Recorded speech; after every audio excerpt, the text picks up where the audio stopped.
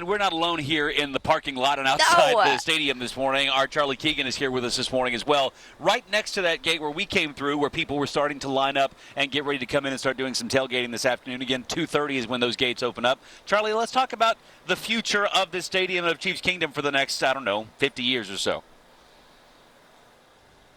Right, exactly. Right now, the Chiefs are in the middle of a study to figure out what that future looks like. The future of GEHA Field at Arrowhead Stadium that you can see here behind us, trying to give you that good view here of the entire stadium. The Chiefs say they're looking at both short-term and long-term options that include renovating, rebuilding, and even possibly relocating. But the Chiefs president told us that he understands how iconic GEHA Field at Arrowhead Stadium is for Chiefs fans and the sports world in general. Of course, this stadium has developed quite the reputation.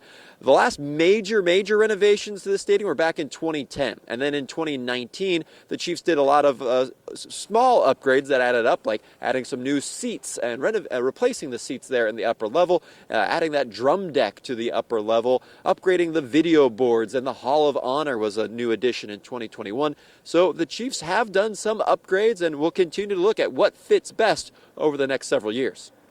If you look at the competition around the NFL and around sports venues in general, we're going to have to compete with that. So Arrowhead's going to have to change a little bit. When we think about the next 50 years and making the right decision for our fans for the next 50 years, the structure itself is a big part of it too. All right, he said they're talking 50 years in the future. Right now, though, I want to put your attention 9 years into the future. The Chiefs are contractually obligated to remain here at the Truman Sports Complex through 2031. So there's a long ways here before we get into kind of long-term decision-making. Lindsay and Taylor, back to you. Yeah, not too long, though, Charlie. This has been such a hot debate online, just the whiff in the air that what if the Chiefs did move to Kansas? Well, when you talk about how length of time, to build something like this Takes is not going to a just while. take a couple of months. So that's got to be built into any conversation about relocating, too.